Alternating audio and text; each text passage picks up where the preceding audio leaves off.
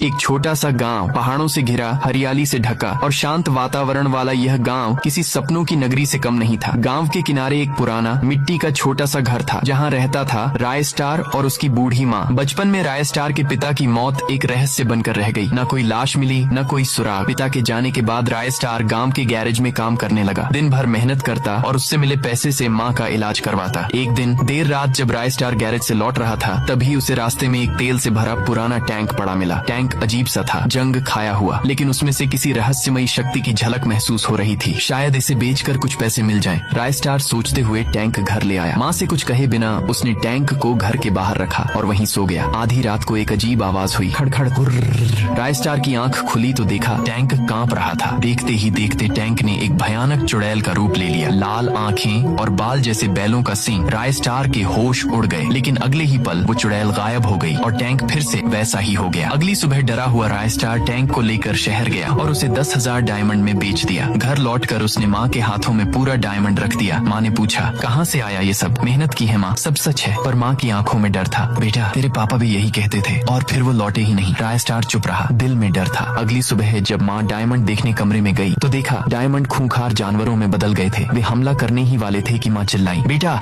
जल्दी आओ। राय स्टार दौड़ आया, लेकिन कमरे में सब कुछ शांत था। माँ, तुम्हें शायद भ्रम हुआ है। माँ कांपते हुए बोली, मैं झूठ नहीं बोलती बेटा। राय स्टार कमरे में आकर देखता है सब कुछ नॉर्मल था। रात को फिर अजीब आवाज आई, किसी लड़की के रोने की।